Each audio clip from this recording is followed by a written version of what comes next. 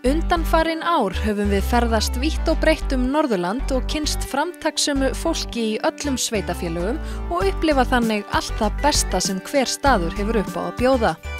Í sumar horfum við öxl og gefum ykkur uppskriftir af góðum degi á Norðurlandi. Hér uppskrift af góðum degi í Eyjafjarðarsveit.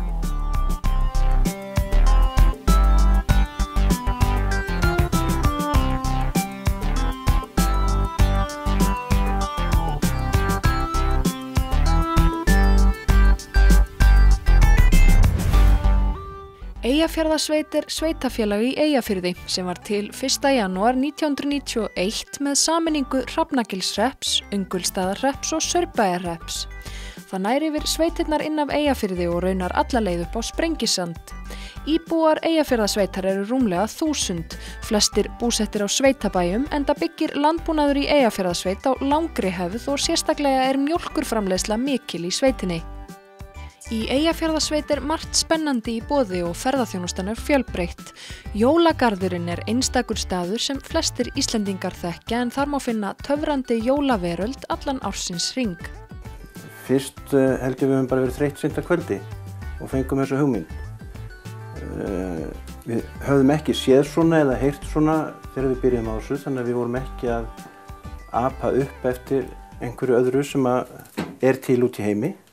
Þannig að þetta var algjörlega okkar barn upphaflega og fyrst átti þetta nú bara að vera svona, starf fyrir konun og börnin. En það svo sem breyst í tíman.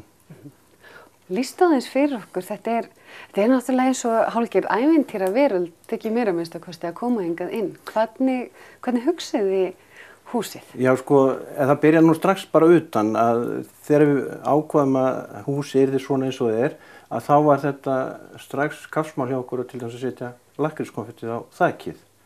Til þess að kannski sóttum við þá bara hugmyndin í Hans og Gretu, nammi húsið. Og það kannski, þar byrja bara að þetta væri svona pínulítið ævintýri.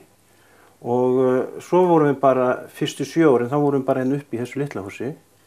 Og þá var bara annarkvort að gera eitthvað því að húsið var orðið of lítið. Og við tímdum ekki að stækka, þá stækkar maður ekki, og maður situr aðeins framan á sig, heldur bætir maður við sig og þá ákvaðum við að gera kjallarann, þannig að það væri þá meiri viðbót heldur en stækkun. En þó að jólagarðurinn síður þetta náttúrulega verslun, þá engar síður hefur verið að marka sér í rauninni sæti sem eitt af bara mestu aðdráttaraflunum í ferðaþjónustu í Eyjafirði, allavega að mati margra. Hvernig skilgreinir þið? Ertu ferðaþjónustufyrirtæki? Ég hef stundum, ég veit ekki hvort ég bjóða til eða einhverjir aðrir en ég hef stundum kallað okkur afþreyingarverslun. Já. Það svolítið skrítið orð, en afþreying eitthvað sem ferðamaður sækist eftir og til þess að geta haft þessa afþreyingu til staðar að þá ég að selja. Og jólin nú alltaf svona svolítið glys og glingur og fólk kaupir þá minjagrip.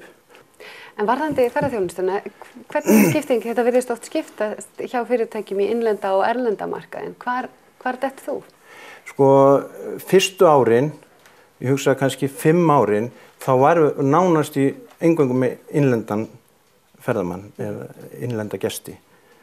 Og það ekki fyrir en fyrirtæki orðið kannski 5-6 ára sem við förum að fá erlenda gesti og þá nánast eingöngu í maí, júní, júlí og ágúst. Í jólagarðinum seld handverk frá 40 til 60 íslenskum aðilum en þar einnig seldar innfluttar vörur og vekja sumar þeirra meiri eftirtekt en aðrar.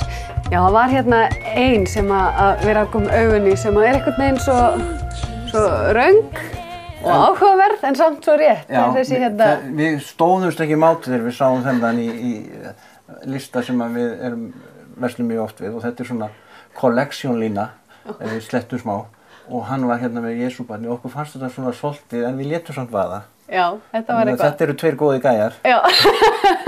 Jólasveinninn annars vegar og hann í vöggunni hins vegar, þannig að þeir eru góðir saman. Hvað sjáum við nú eiginlega hér? Þetta bara aðal kjallingin, þetta grýla. Þetta grýla? Já. Ég veit það nú bara eigin raun að krakkar geta orðið skítræddir. Já, ég heyri stundum svona. Mér sem mér brá. Og þá veit ég að einhver hefur séð hana sem ég ekki vitað um hana. Það er mjög algengt. Og ég hef nú oft verið spurður að því hvort að ég ekki að láta hreyfa. Sko, ég held að það væri of ógnvekjandi. Hún er dálítið ógnvekjandi. Já, ég hef nú stundum sagt að við krakkana að ég sé að passa jólin. Ef þú tínir jólunum, að þá getur alltaf komið til okkar og fundið þau. Og börnin skilja þetta ekki, en sumir fullorðnir, þeir tína jólunum og þá geta þau komið til okkar.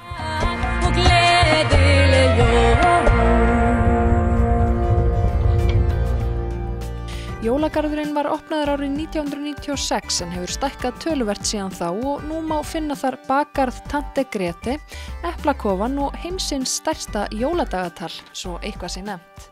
Jólagarðurinn er náttúrulega upphafið þessu og síðan bættum við eplakofanum í fyrra og svo fannst okkur ekki nóg komið, heldur verslunum sem við höfum verið minnir á Akureyri, okkur fannst hún kannski má bjóða sæti. Já, takk fyrir. Og okkur fannst kannski skemmtilegra að hafa hann hérna hjá okkur heldur en að vera minnir á Akureyri. Og þetta nú svo kannski, þetta var kannski ekki búið að vera neitt rosalega lengi í gerjun en samt. Við vorum búin að ákveða, ef við ætluðum að hætta þá var búið að ákveða tímasetninguna á því með þessa verslunir á Akureyri. Við erum að tala bakarinn, Tante Grete, sem einmitt er mörgum Akureyringum að góðu kunn. Já, og hún var búin að eignast svona, hvað hún segja, sinn aðdáendahóp og bæði heimamenn og líka annars staðar á landinu. En okkur fannst kannski vanta pínu rómatík í hann, innan gæsalappa náttúrulega. Og svo var bara spurning, mundi að vera hægt að setja henni upp í sveitinni. Og það var kýlt á þetta og upp kom þetta hús. Upphaflega var þetta Tante Grete eða Greta frænka, ef við myndum setja þetta á íslensku. Hún er nú að vísu ekki frænka mín en hún var gift frænda mínum og okkur langaði að heiðra minningu þeirra hjóna. Þeim auðnaðist ekki börn en mér og systur mín þótti afskaplega gaman að heimsækja þau. Við vorum aldrei skömmuð. Það þykir börnum skemmtilegt. og hún var svona skandinavísk. Og það bjó til ramma fyrir okkur. Okkur finnst betra að vinna inn í ramma, þannig að þá þarftu alltaf að passa því að fara ekki út fyrir hann. Bara eins og þegar við byrjum með jólagarðinn að við vorum með jólagarðinn og við vorum með handverk þar inni, en það var ekki bara handverk, það þurfti að vera jólatengt handverk. Og það er kannski sama sem við gerum í bakgarðinum, að við búum okkur til ramma fyrir vörurnar og fyrir okkur sjálf. Þeir eru sem sagt með skandinavískar vörur. Já, og við blöndum saman svona einhvers konar mathandverki og sætindum og svo erum við með vefnað og leirtau og svo svona skrautmunni. Þetta er svona kannski aðeins öðruvísi samsetning heldur en þú ert vön í þessum verslunum að gera. Og svo eftir við komum inn í sveitina þá höfum við geta farið hér inn með hluti sem við gátum ekki verið með niður á Akureyri. Við til dæmis höfum sjálf verið að útbúa ýmislegt matarkyns sem við höfum verið að selja hér á sveitamarkaði sem var búin að vera hér í nokkur ár en var því miður ekki í sumar. Og við gátum flutta inn í búðina hérna en sem við gátum ekki gert niður á Akureyri. Þannig að þetta gefur okkur líka svona nýjan útgöngupunkt. Nýja möguleika. Já, nýja möguleika.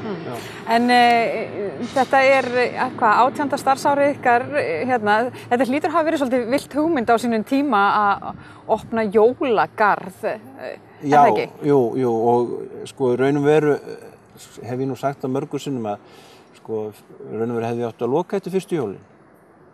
Nú, gekk það svo illa? Já, jólin gengur svo illa. Fyrsta sumarið, það gekk alveg ótrúlega vel að okkur fannst. Ég man nú enga tölur í því sambandi, en við getum sagt að salan hafi verið 1 dags fyrsta sumarið. Svo við settumst yfir þetta og við hljótum að ná að selja 2 dags fyrir jólin, en útkoman var hálft dags. Já, ok. sko, þannig að ég þurfti að hringja í alla þá sem ég hafði keypt vörur af, sem betur voru það bara allir hér innanlands, því að maður var svolítið, þá voru til heildsalar og ég sagði annarkvort verið að taka vörurnar eitthvað tilbaka eða ég fá að greiða næsta sumar. Ég veit ég get selt það næsta sumar. Þannig að það tók mér svolítið tíma að fá jólin á stað. Svolítið skrítið. En þetta hefur gengið? Já, þeir vildu enginn fá vörurnar tilbaka. Þannig að ég satt uppi með þér og ákvað að halda áfram. Og fólk virðist hafa áhuga á jólunum allan á sig hring? Já, og það vildi einhvern veginn bara haldast í hendur. Það eykst fjöldinn en já, þetta er bara verið svona stigvaxandi og jólagarðurinn virðist hafa þetta aðdráttarafl. En já, nú styttist í jólin, eða sumarvertíðin er búin og svona jólin framundan og það er nú svona svolítið hápunktur líka hjá ykkur, sumarið og svo jólin. Þú ert byrjaður að safna skeggi, segi ég. Þú ert oft allskeggjaður hérna fyrir jólin, því þá setur þið í hlutverk jólasveinsins. Já, ég er hættur að greina á milli, held ég. Hvor er hvað. Og það er kannski svolítið erfitt, sko, en ég er að rembast við að leika mann núna. Í þessari blómlegu sveit má víða finna góðan mat.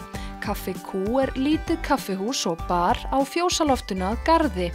Það sem gerir staðinn sérstakan er staðsetningin, en kaffihúsið er staðsett á fjósaloftinu í stærsta og tæknivæddasta fjósi landsins.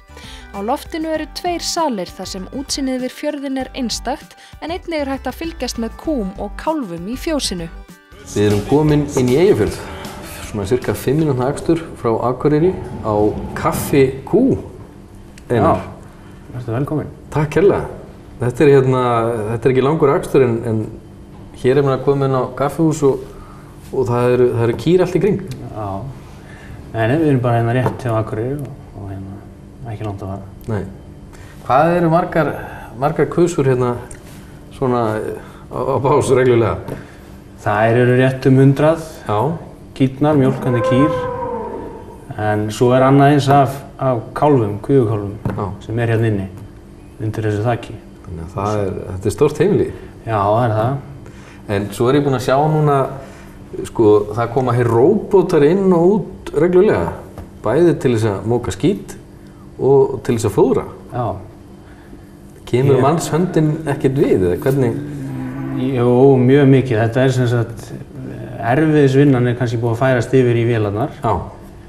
En vinnan hjá bændunum er orðin miklu auðveldari, en alveg jafn mikil. Það er mikil tími sem fer í þetta að fylgjast með. Þetta er mikil eftirlitsvinna. Já. Og þar af leiðandi er vinnan orðin auðveldari, en ekkert minni skuldbinding. Þú ferð ekkert í burtu, sko. Nei, þetta er ennþá dýr og það er að hugsa þau. En svo eru þið með hérna, þetta kaffihús bara hérna á efri hæðinni. Já. Og þið eru með opið helgar á vetrartímanum? Já, við erum opið helgar og frá klukkan 1 laugardag og sunnudag, og svo er ég með opið dálítið frameftir á laugardagskvöldum. Já. Þá er ég að reyna að ná sveitungunum hérna inn að ég er nú með bjór hérna og svona, ýmislegt. Og það gengur ágætlega þegar ég er með eitthvað að vera, eins og núna í febrúar þá verður pubquiz og svo er lifandi tónlist og svona ýmislegt, þannig að Þetta er sveitakráin í orðsins fyllstu merkingu. Akkurat. En svo hvíslaði að mér, sko, nágranniðinn inn á Ingólfsstöðum, hann Kalli, í Lambinn, að hér væri heimsins besta gúllasúpa. Það var gott hjá hann. Að maður yrði að koma hingað og yrði að smakka á henni. Já. Er hún alltaf á boðstólum? Já, ég reyni það, sko. Já. Venjulega er það, já. Og hún er sem sagt einstök að því leyti til að kjötið okkar er í henni. Já, það kemur hérna neðri hæðinni bara?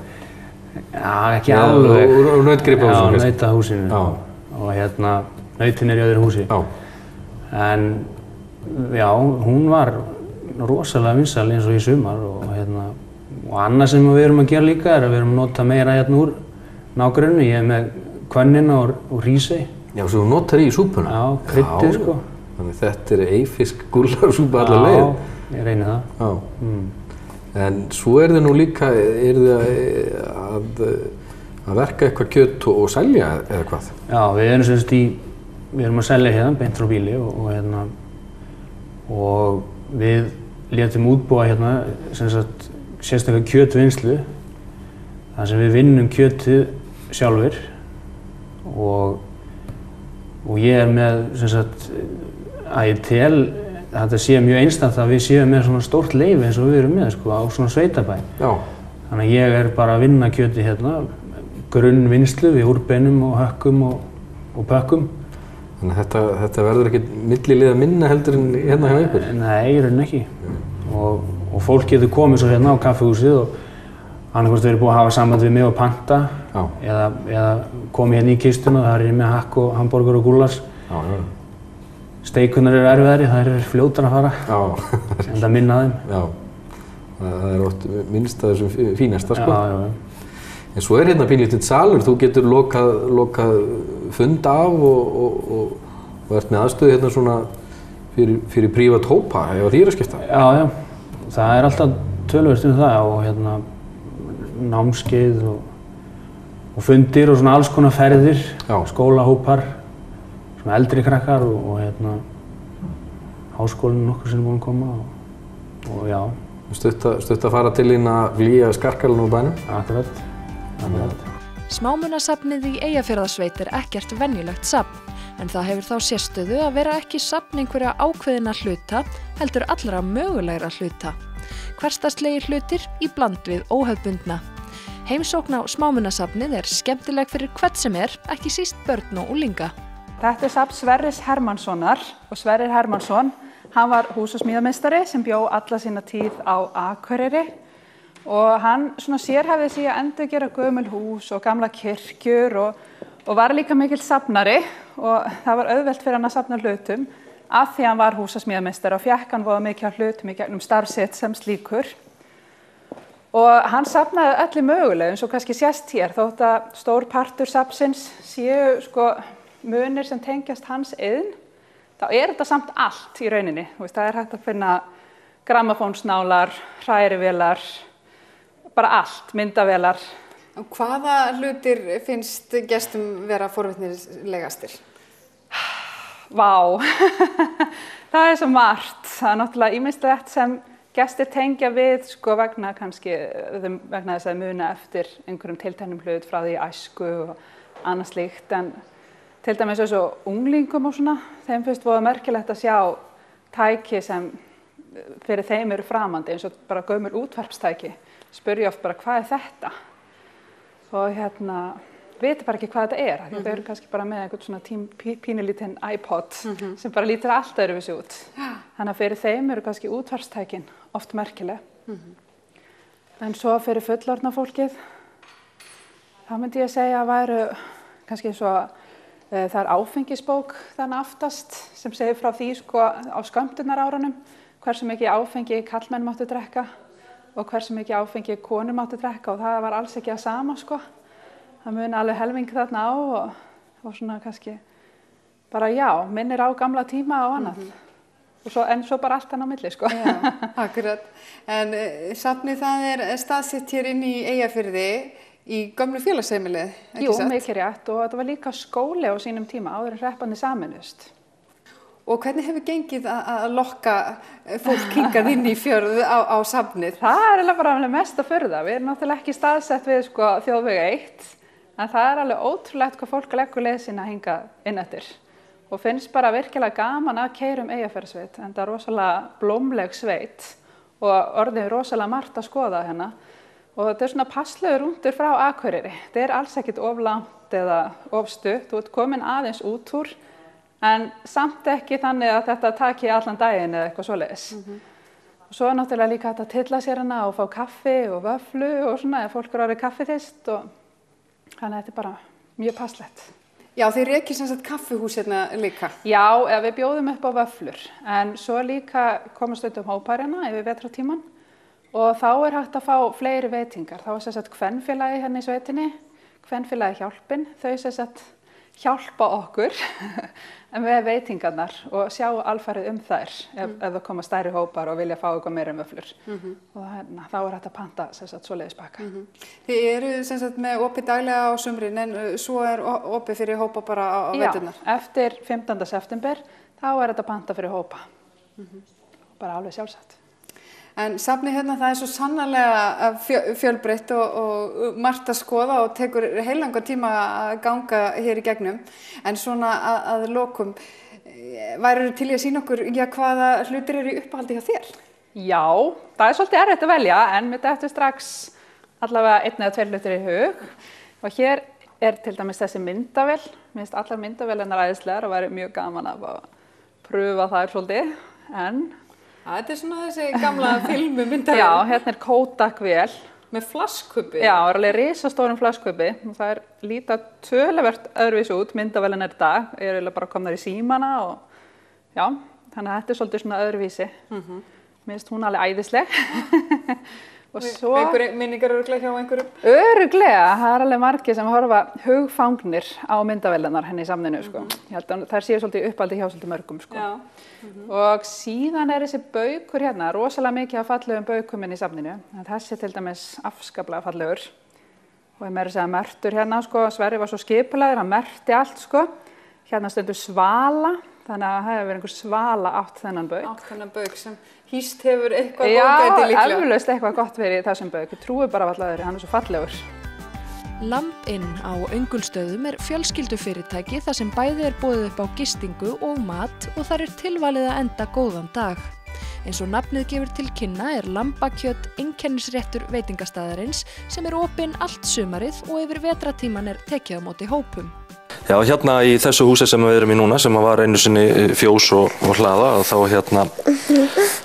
erum við með 17 herbeggi, öll með baði og erum með veitingastað hérna líka, Lamb Inn.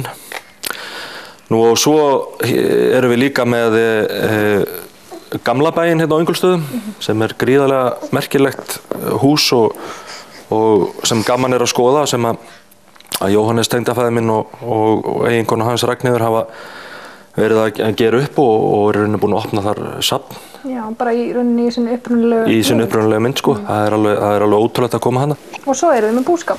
Já, svo erum við með búskap, svona, ég hef svona alvöru bændur myndu að segja að þetta væri svona sýnishorna búskapar.